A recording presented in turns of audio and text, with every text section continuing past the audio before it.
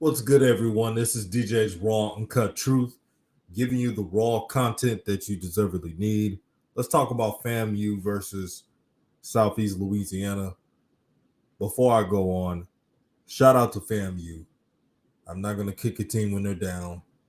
They made the playoffs, and that's something a lot of teams in the Swac can't say. I know they lost, but what Coach Willie Simmons has built up in this program, it's going to be something to see. And when they get their quarterback position rectified and get a floor general that knows what he's doing, can make the simple plays, simple reads, then FAMU will be going somewhere. But FAMU did not lose this game because of talent. Marquise Brown was the best player on the defensive side, bar none. Antoine Collier did his thing as well. The difference is Southeast Louisiana has a quarterback, Cole Kelly. He transferred from Arkansas, 6'7", 260. He's played for Southeast Louisiana for 2 years. When you have a quarterback who is big, strong, has a strong arm, and an offensive system that caters to his abilities, it's problems. And what FAMU got themselves in trouble in is that they only blitz 4 players. When you're playing against a really good quarterback that has weapons, you're going to have to gamble. And I'm not trying to compare FAMU to Jackson State, but I'm giving an example. The one thing I like about Jackson State's defense, even when they're playing against passing teams, I think you guys have seen it from the matchup against Alabama A&M. They'll send 6, even 7. They'll mix it up and trust that their corners can hold up. But FAMU did not do that. The offense really had trouble converting on third downs, extending drives, and that was their demise. The defense got tired. That's what it all was about. Endurance. The team was tired. I'm not making any excuses, but it's common sense when your offense is not moving and the defense is on the field all day, and you can only rotate so many players. You're not going to rotate your key players, especially not in the back end. But I've been hearing a lot of chatter. A lot of people saying the Swac sucks. The Swac, I'm glad the Swac played this team because they got exposed. It's all about matchups, man. I guarantee you if Jackson State would play every game like they did against Alabama A&M, they wouldn't lose that many games against top-notch competition. I know that for a fact. We all know it. But again, it's about matchups, and if you're ready to play, that's what it's all about. It's not like Southeast Louisiana was some super athletic team. No, they were well coached. And in the FCS playoffs, that's all you need. But FAMU, man, you got to go in the transfer portal, get you a quarterback that can will and deal. And if you do that, then you'll go somewhere.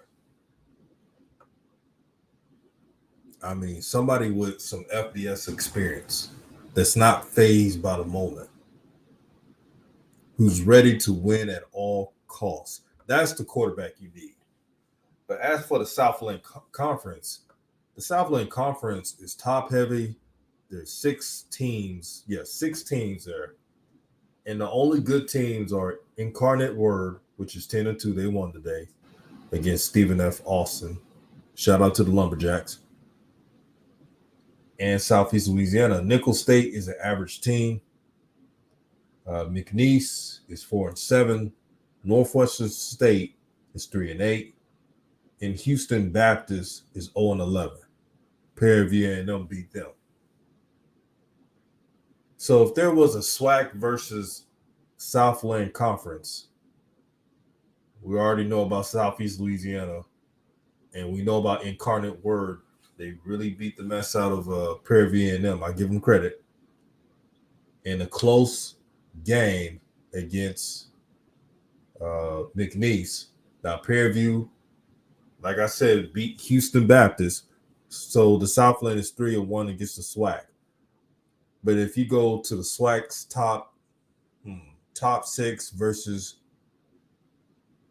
the Southland Conference top 6, best on best, really what it could be 3-3, or it could be 4-2 Southland. Either or, which is not too bad. It wouldn't be a shutout, and it wasn't a shutout this past year. It's just that they have 2 more wins over the SWAC. But the Southland Conference is not like the Missouri Valley Conference or these advanced leagues in the FCS. Not even close. They're not the Western Athletic Conference, who has Sam Houston State, Stephen F. Austin, Eastern Kentucky, Jacksonville State, and others. Again, they're top heavy. But enough with the comparing. Question to everyone that's listening. Do you think that the SWAC needs to create a SWAC versus this conference in the FCS, SWAC versus that? Is it going to gain money in the league? Number one. Number two, is it beneficial? Because I know people talking about it's not about the money. It's always about the money. I mean, a lot of these universities are not like PWIs.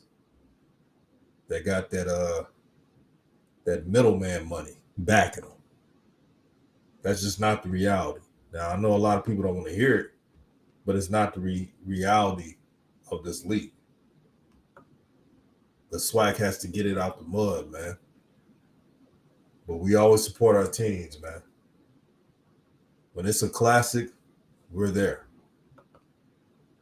When it's a rivalry game, we're there. As a people. But we got to be creative. There's got to be something better. Now, I'm going to talk about Jackson State right now because I always wanted to bring this up. Next year's schedule. Do I think that it should be changed up a bit? Probably so. Probably so. I don't want to see Jackson State playing FAMU the first game. I don't think that's right. That's just my opinion. I don't think that's right. I think it should be another out of conference game against a formidable foe or opponent. Something different has to happen.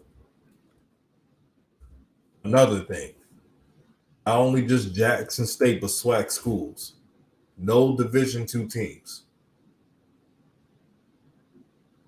And even though some Division II teams can beat some FCS teams, what you're going to have is players, and this has happened this past year with Jackson State versus Delta State. They don't come out to play at all. And what you look at, you look at an unmotivated team. It happens. So that's got to be fixed. Again, I don't make the schedule. but I know in 2023, they got Texas State, okay, Sun Belt Conference. In 2023, they have South Carolina State. Now, 2022, what's guaranteed in the non-conference is Tennessee State. I'm cool with that for 2022. That means they may add 2 more games. Now I'm looking at FBSschedules.com, and it shows all of the future non-conference opponents for 2022, 23, and 2024. So in 2022, Jackson State has Tennessee State only listed as non-conference. So that tells you they can set up 2 non-conference games against a tough FCS team. You never know. Or they could do what they do, get a little D2 team. I don't want to see that. I don't want to see a Delta State again. I believe the Jackson State talent is going to be so much better than this year. The recruits, I mean, y'all seen it. Coach Prime had a post talking about this is the place to be. And he kept it so real and so G that I saw players who played football at Iowa, Big Ten schools, SEC schools, Tennessee, liking the post. Players all over the FBS landscape. So is this hope for next year that Jackson State can schedule some good opponents? And I'm going to let y'all see it right here. Because when I saw this, I was like, oh my. This is a game changer. Now, let me know if you see it. Let me take this. Take that part. I want y'all to see what I'm talking about. So look at the future non-conference opponents. 2022. So what's already set in stone is the Tennessee State game. Now, as you know, there's a total of 3 non-conference games. Jackson State can add some. Jackson State, how about you add, have a classic between Sam Houston State, and you can have it at NRG Stadium or Cowboy Stadium. The Swac versus the WAC. Call it the Swac versus WAC game, whatever you call it. Have that be a marquee matchup. It could be on ESPN. And you can have game day there to bring in some pub. I think that'd be an excellent idea. Or Sam Houston State. There's a lot of good Southern teams in the FCS. And you don't have to travel that far. Also, to the top FCS schools, because I know y'all just get on the SWAC, and how about you do a home and home? You guys always want people to go to your place, but you don't want to go to their place first. How about you go into SWAC territory so you can see what this culture is about, instead of always having these teams go to your place all the time. I see why they don't want to do it. It's not even a fair game. Why do that when you can get paid playing FBS team? You're going to lose really bad, but your university gets money. But the ultimate objective for the SWAC is, if you're playing a non-conference foe opponent in the FCS, it has to generate some type of revenue. It has to put fans in the seats. That's what it has to do. But man, I'm very excited. I'm very excited. When I noticed that about JSU's 2022 schedule, that they could add some more teams, 2 more teams, who would they add? That would be the biggest question this offseason. Who will Jackson State add for the 2022 schedule? That's going to be something. But in closing, FAMU, man, now's the time to reevaluate and stack up on talent. Now, you're in the Sunshine State, Florida. Florida has some dogs. Y'all know what I'm talking about. They're right in your backyard. You got to get dogs who can promise this university that they will never experience a loss like this ever again, to punish any team that gets in their way. These are the players you need in your university.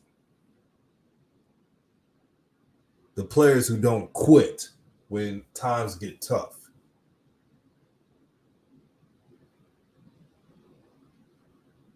But the Swac is just getting started.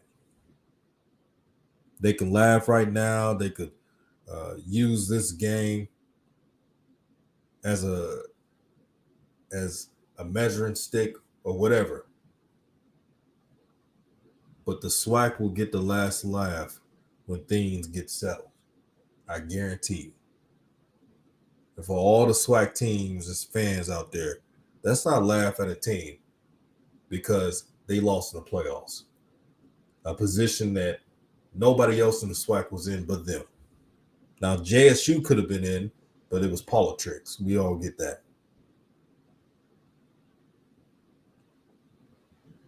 But, man, I'm excited. Peace and blessings, everyone. Like, share, subscribe to this channel if you haven't.